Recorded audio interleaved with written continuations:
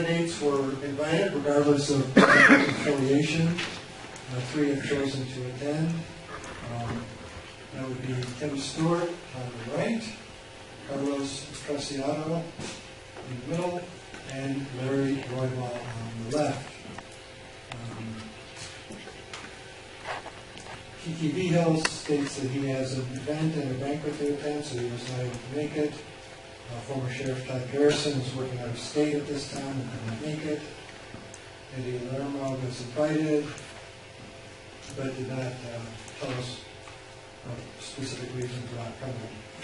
We drew cards to select the initial order of speaking for the candidates. Following the initial rounds of questions, we'll reverse the order so as hopefully to minimize any bias in the speaking order. You're fading out again. Okay, sorry.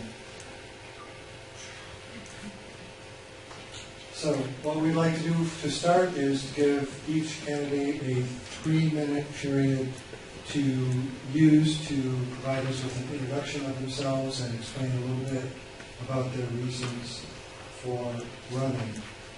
And according to the card draw, it will be Tim Stewart speaking first. Take it away. Thank you. I'd like to thank all of the organizations who got together today to give us this opportunity. I'll try to keep this close to me. I am Kim Stewart. I am running for sheriff. I have to start that every time because I have to hear that myself. I am running for sheriff in Dona County. And I am a retiree of California law enforcement. And in that capacity, I worked in almost every job you could have in law enforcement, from patrol officer to district attorney investigator. And in that time period in California history, it was pretty unique. There were few women actually doing the job that I signed up to do. So I was one of the first women to be hired by 2 agencies, actually. I was on patrol for over 10 years before I decided it was time to explore other opportunities. Needless to say, I met with a certain amount of opposition, but I also met with some great people who helped me throughout my career to get to places that I really wanted to work. And that was primarily in fraud and money laundering. That is my expertise. And to this day, I know some of you think it's sort of like watching paint dry, but I love fraud and money laundering. And I have worked in insurance investigations where that was one of my tasks to investigate. I've worked in background investigations contractually to the United States Office of Personnel Management. I currently do background investigations for the Texas Department of Public Safety.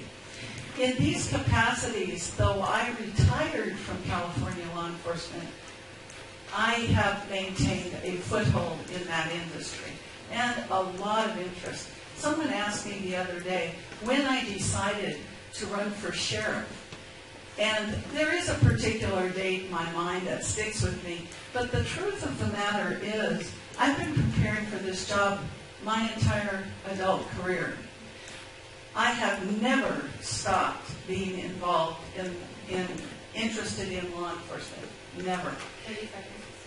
And so I bring to you a platform where we embrace true community policing. Few organizations in the United States really do that type of policing, and I hope the questions will be from you allow me to elaborate on those areas of what it is. Thank you.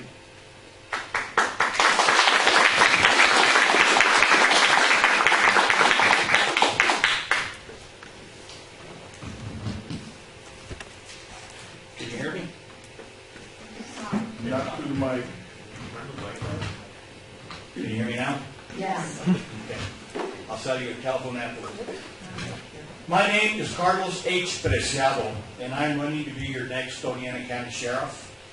I am not running against these individuals. I'm running for sheriff. A little bit about myself. I've been a public servant. I've had the honor and privilege of being a public servant for over 30 years, closer to 38 to be precise. And I've been honored to serve in the states of Washington, Texas, and New Mexico. The last 17 years here in New Mexico. I am a certified New Mexico law enforcement officer, contrary to what another candidate said. And in those 30 plus years, I've had the honor and privilege of being, starting off as a dispatcher, going all the way to patrol officer, deputy sheriff, detective sergeant, sergeant criminal investigator, senior special agent, hostage negotiator. So I've done a little bit of all of the above. I've also been a certified law enforcement instructor in the states of Washington, Texas, and New Mexico. I currently hold an associate's in criminal justice, bachelor's in business management, and a master's in psychology. So I've got a little bit of schooling behind me. I'm also, the wife and I have had the honor of having a business here in Las Cruces for the past 18 years. Successful business, I might add. We've been here 18 years. So I gained that administrative experience that's required to run an operation, dealing with employees, inventory, taxes, etc. I am bilingual. I was born in Dona County. I went to school at Gadsden High School. I still have many friends from back in the day.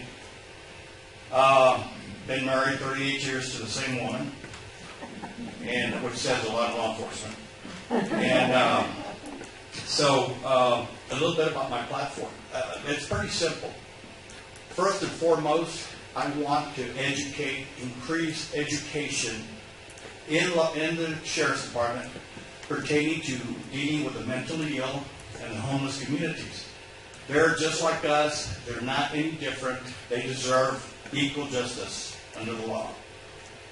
Community policing, even though you can read the word, but it all depends on where and what you're talking about. There's different models that you have to utilize and implement depending on the area and the needs. That's something that would be researched, and not just by myself, but my team. Because I'm not going to be a king or a dictator. I'm going to be a sheriff of Dona County, and the people around me are going to be just as loyal and equal as everyone else.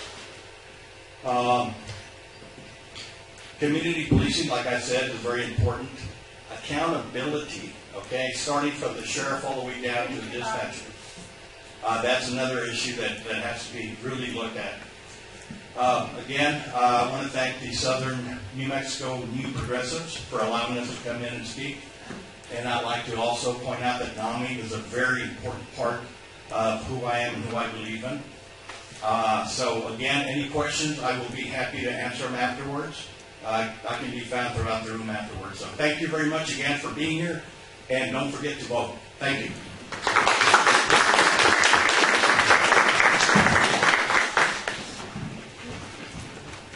Good morning, afternoon. My name is Larry Roybal. I'm running for sheriff of Dona County, not because I'm looking for any kind of status, looking for any kind of look who he is. I've been with the Sheriff's Department, or joined the Sheriff's Department in 1987. That's when I started my law enforcement career with the Sheriff's Department.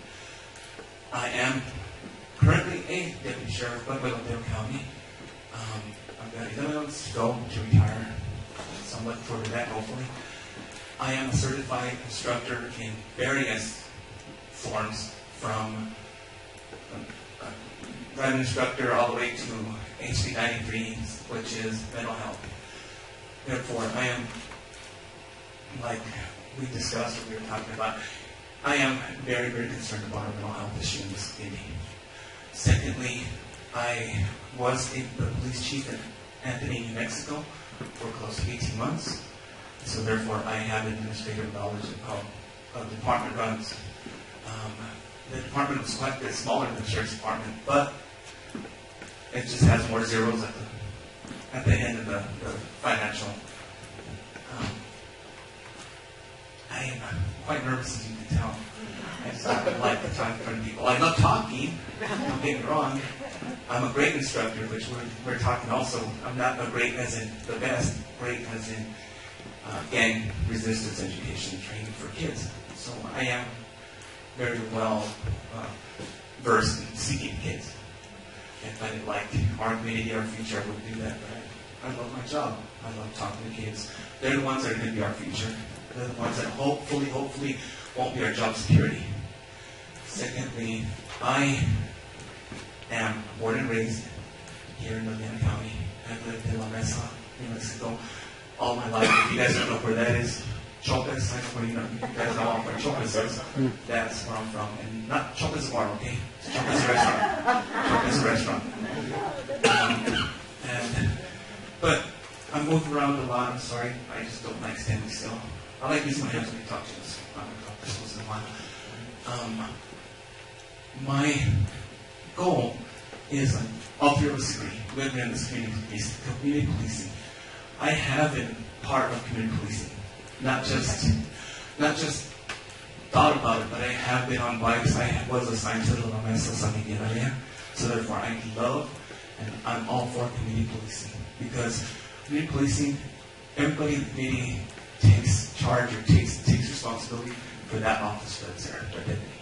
Therefore, like I said, I've got other plans as well, but I've got 3 minutes and I don't want to bore everybody. Community policing is the most important step. It's the first step. Thank you very much.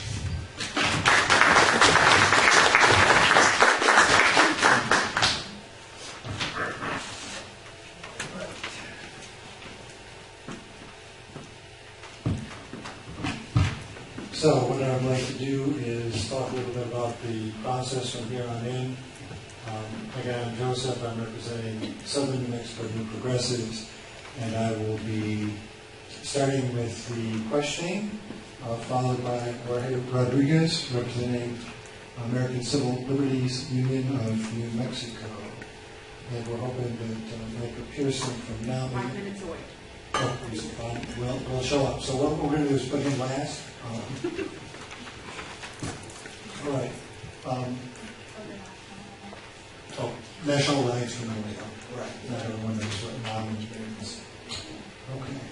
So to begin with the questions, we're going to start with Kim Stewart, proceeding to Carlos Preciado and Roybal. First question. How do you plan on improving employee morale, and how will we fill the open positions in the Sheriff's Department? What recruitment strategies do you envision bringing to the table? First of all, let's look at recruitment in general. You have to recruit. You actually have to go out and recruit people to come to your department. El Paso Sheriff's, the last couple of rounds, they had 1,600 applicants for 40 jobs. We're lucky to get 100 applicants, I'm told. So there obviously has to be some interest in recruitment, but there has to be a real leadership and direction at the top of the organization to begin to not only clearly transmit the mission of the agency so that that philosophy and our mission actually reaches individuals that may want to work here. So it isn't just putting up a sign at a college campus saying, we need people. It's actually about having a philosophy. It's actually about implementing a true mission and then outreach to individuals. The department has 4 women. 4 women. Do you know how many women they had 15 years ago? 4 women. They're not the same women. There are 3 of them are different women. So to say that they're greatly underappreciated by women is an understatement. So that's something I think when we and my administration get into it, we're going to look towards clearly stating our mission, clearly presenting it to get buy-in from all of the officers there now, and creating a context for which others will come to us and meet our outreach, so to speak.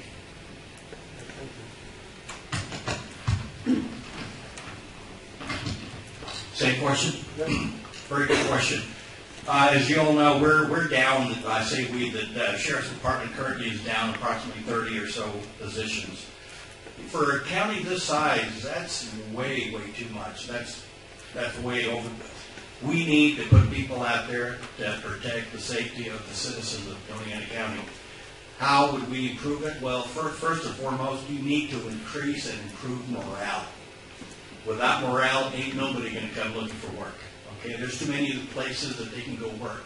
There's El Paso, Albuquerque, there's Phoenix, Tucson, cities that pay a lot more and have better benefits, etc. So what you do is, we don't have a barrel of money just sitting there waiting to give these deputies huge pay increases. We can't. We'd love to. I wish we could. We can't. So what you have to do is you have to think outside the box. You have to go out and look at different programs, different incentives for these guys, women, men and women, and we do need to increase women, men and women to want to come to work and want to talk to their friends and neighbors about the Sheriff's Department itself, so that other people want to come and apply. So like Kim was saying, 100 people for 16, 20 positions is you can't pick the best. You can't pick the cream of the crop. And in this profession, you need to be top line, a top line individual to become a police officer. So, other than increasing morale, thinking outside the box, working on different programs to increase morale, then that's what I think we need to do. Thank you. Okay, how would I increase morale? How would I increase personnel? First of all, I still talk to a lot of deputies. Like I told you earlier, I started my career there, so I speak to a lot of deputies. And I've had a lot that have left tell me that they would gladly come back if the situation changed. They would gladly, they didn't leave because of the pay. We didn't join this because we didn't get paid.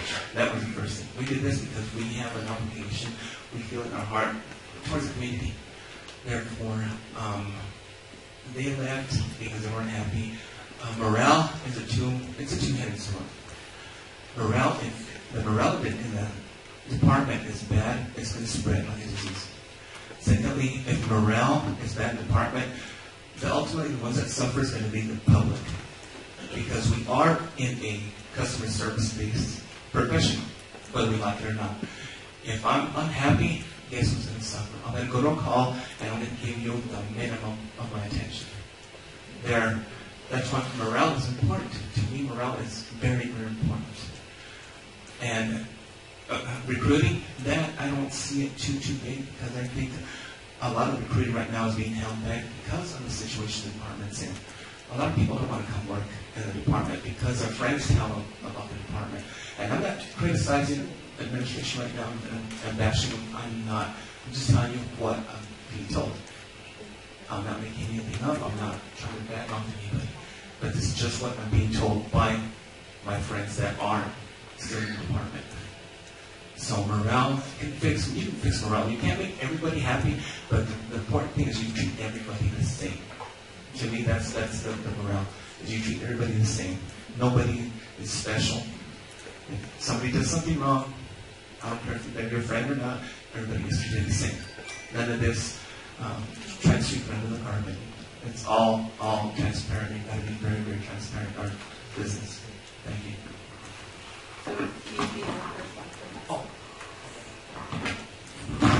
All right, so next we have Larry Rodriguez, American Civil Liberties Union, will be asking the next question.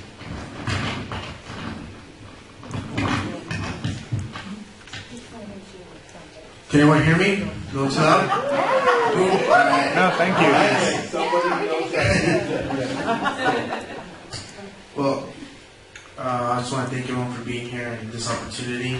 So the first question I have is, how do you plan to improve relationships with rural communities, for example, like colonias in southern New Mexico? Okay, I'm first now.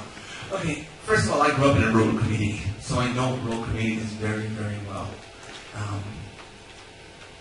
At one time, when I was younger, our community was 45 strong. so I know what rural communities are all about. The most important thing is be in our communities, is let people know you're there. As a sheriff, the last two sheriffs, I think, we know the name, but we don't know the face. To me, it's very important to go to all these functions, these fiestas, these kermeses, be there. You don't have to shake everybody's hand, and don't be there on voting year. Be there from day one till the end of your term. That is my whole thing about being sheriff. You have to let people know who you are. I mean, I can put a face. I know who Donald Trump is. I can put a name on the face. He doesn't know who I am, but it's important for you to know who your sheriff is and put a name on the face. Like I said, I've lived in a community, a rural community, so I know what it's all about. And that's what we as a rural community want to know. Who is ultimately in charge or going to protect me. And that's our sheriff. So if I don't know who he is, do I trust him? I'm not saying bad about my other candidates, but do I trust him? No, because I don't even know the man or the woman. So, in a nutshell, that to me, that's important, is being accessible to the public. Thank you.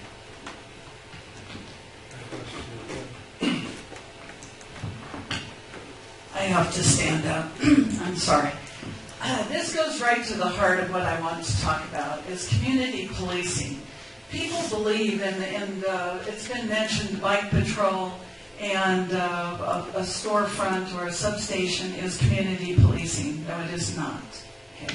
Community policing, truly done in this country, is done rarely because it takes a lot of work. Okay. It takes a lot of work to transition between the current model to true community policing. And it's actually a value system. It is, those things like bike patrol are components, but it's a value system.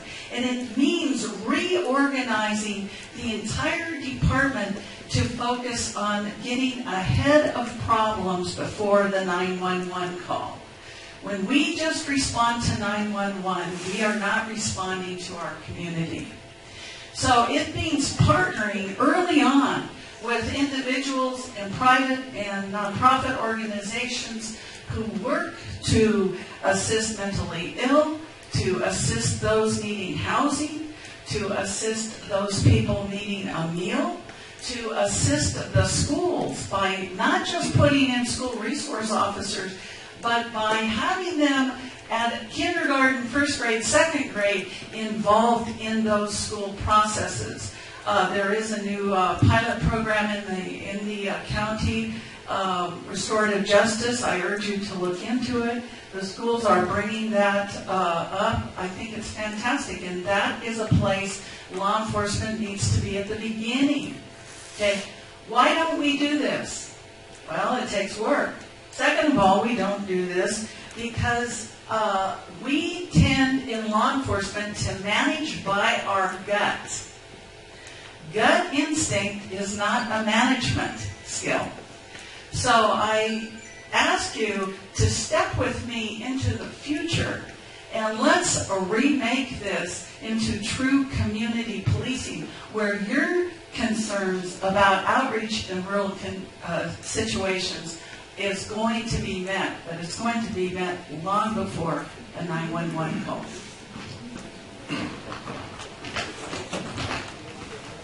I do have to stand up, sorry. And I believe somebody made reference that we weren't talking loud enough, so now I'm going to scream into the mic.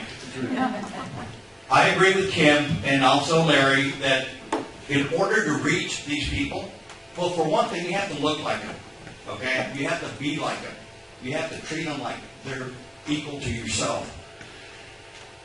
That's where community policing comes in, the contact, one-on-one contact. In the schools, at the store, on the street. That's very, very important. But we all know that. But in order to be able to community police properly, we need manpower. Because if you're short and you're running call after call and no backup and no people behind you, you don't have the time to stop, see that young kid, talk, interact, go play basketball, go shoot some hoops, be able to, coach Little League, etc. you have to have the manpower, so that's where recruiting comes in. You have to increase morale to have enough people to actually do the community policing the right way. You can call it any name you want.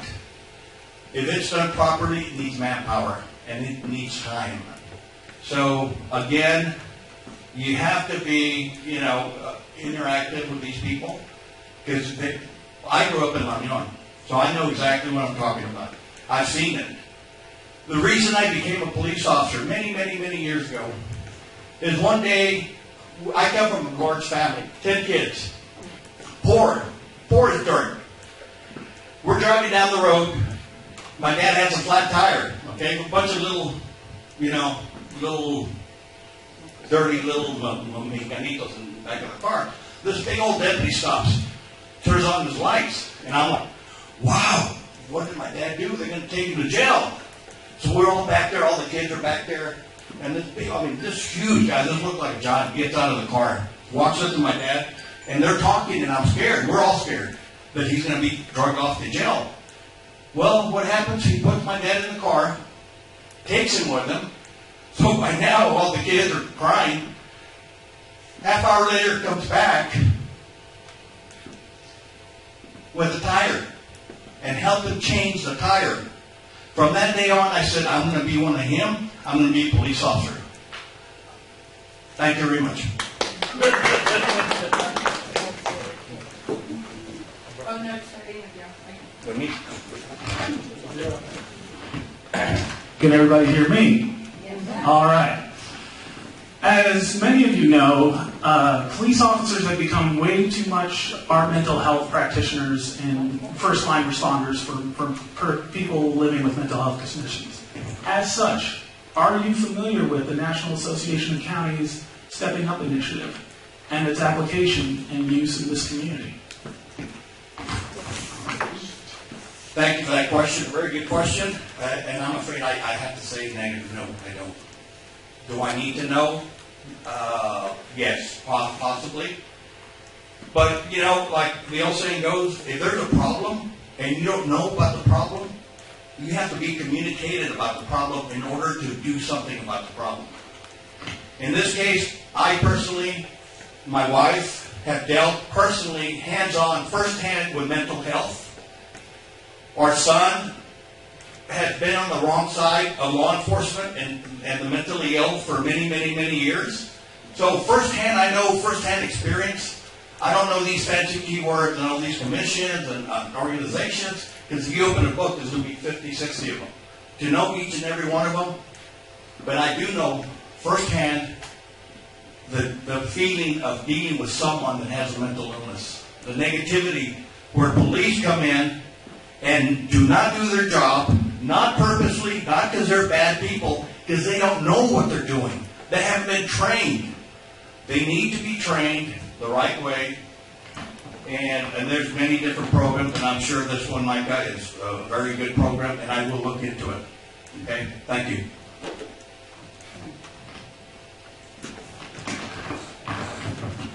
Okay, to answer your question as well, I have no... I might have heard you guys, but I really don't know. But I myself, as I told you earlier, I am a certified mental health instructor through the state, through the Santa Fe. So I know that the deal with that's going on with our mental health issue. I instruct it. I go to refreshers every so often. I've dealt with mental health issues. Therefore, it's hard as a police officer to know everything that we're expected to do. As police officers, we're counselors, we're marriage counselors, we're everything in the world. And now they ask us to be psychologists at the same time. We're not. And I can tell you right now, my two colleagues here, they've been law enforcement. They're not psychiatrists. All we can do is go to training and try to deal with it as best as we can. Like I said, I am a certified mental health instructor, so I know the state does have, and I believe the state was one of the top states that had mental health issues per se. If I remember right, my training, we're almost at the top of having mental health. I don't know if it's our weather that they like. Oh, you see, We're number one.